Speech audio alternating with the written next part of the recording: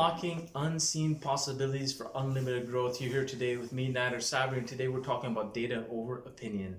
Have you ever been in a situation where you're in a boardroom, a team meeting, or a situation where people use their seniority or their source of power, whether it be an expert or somebody who has influence, to put their opinion over facts or data in this particular point?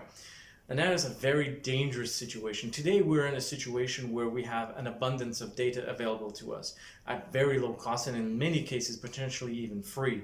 And using those data points to form an opinion is more important than having an opinion. Now, let me give you a few examples of how this can become very dangerous.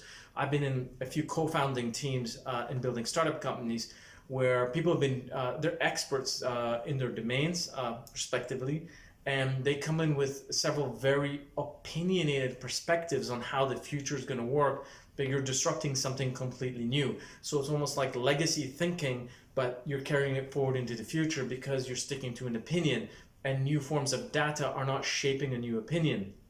I think it was Tony Blair had a very famous quote where people are saying, well, why do you keep changing your opinion? He said, well, it's because the information keeps changing. My opinion changes when information changes.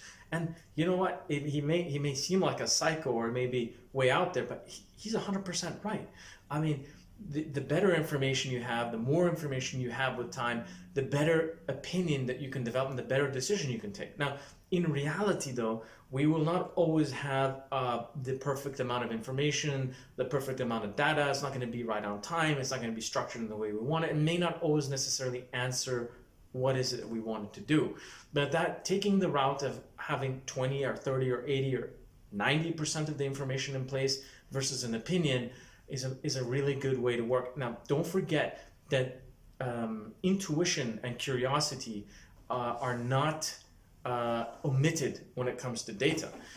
Curiosity, okay, so curiosity and intuition are part of data, and how that works is when you're developing the way that you're going to go about forming an opinion, you should be using intuition and curiosity to actually drive the way that you look and form the data so that you can actually build an opinion. So I've heard this argument many times, like, well, the data it doesn't take on the intuition or some things that may not be visible. It's true, there's a lot of things that may not be visible, but curiosity and intuition should be at the beginning of the cycle of collecting and developing data to form an actual decision versus allowing an opinion to overtake everything. That is data over opinion.